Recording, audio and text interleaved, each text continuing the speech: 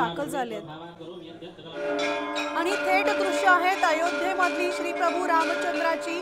या ठिकाणी सूर्यकिरण सोहळा ज्याला म्हणतात तो सुरू झालेला आहे। बरोबर 12 वाजता, दुपारचे 12 वाजतात आणि सूर्य तिलक सोहळा जो आहे तो या राम मंदिरामध्ये आता सुरू होतोय आणि थेट लाईव्ह दृश्य आपण पाहतोय।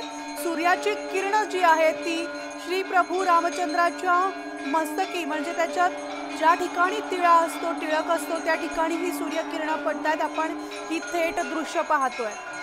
याची देही याची डोळा न्यूज 18 लोकमतच्या खास प्रेक्षकांसाठी श्रीरामाचा सूर्यकिरण सोहळा आम्ही तुम्हाला दाखवत आहोत। तर राज्यासह देशभरात रामनवमीचा उत्साह असून रामलल्लाला सकाळी दुग्धाभिषेक करण्यात आलेला आहे आणि त्यानंतर सगळ्यांनाच खरं तर उत्सुकता होती, आपल्या डोळ्यांमध्ये सामावून घेण्याचा जो क्षण होता ज्याची सगळे भाविक आतुरतेने वाट पाहत होते तो म्हणजे हा सूर्यतिलक सोहळा।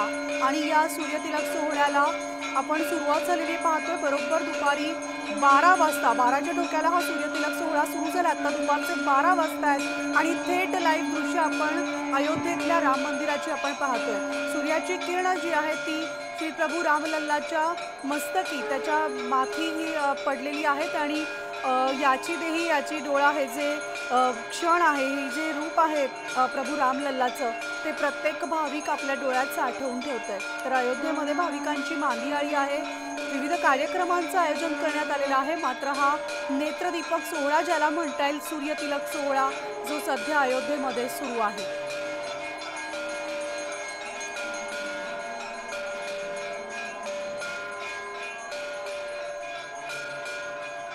आणि ही आता लाईव्ह दृश्य आपण पाहतोय अयोध्येमधल्या श्रीराम मंदिरामधली ही दृश्य आहेत। सूर्यतिलक सोहळा या ठिकाणी सुरू झालेला आहे। प्रभू श्रीरामाची आरती केली जाते, विधिवत पूजा केली जाते आणि हा नेत्रदीपक सोहळा डोळ्यांचं पारणं फेडणारा हा सोहळा ज्याला म्हणता येईल असा हा सूर्यतिलक सोहळा हा या ठिकाणी सुरू आहे।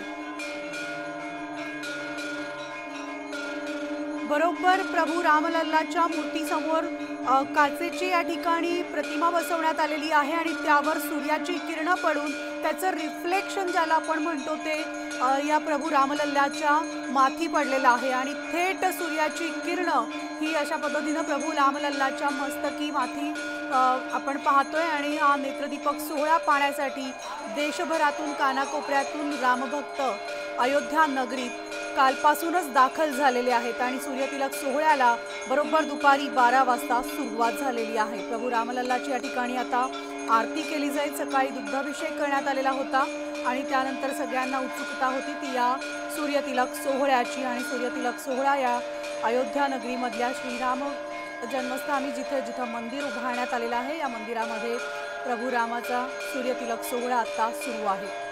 महंतांच्या उपस्थितीत हा सूर्यतिलक सोहळा सुरू असलेला आपण पाहतोय। अतिशय नेत्रदीपक सोहळा ज्याला म्हणता येईल। बरोबर 4 मिनिटं हा सोहळा या ठिकाणी सुरू राहणार आहे। 12 वाजता याला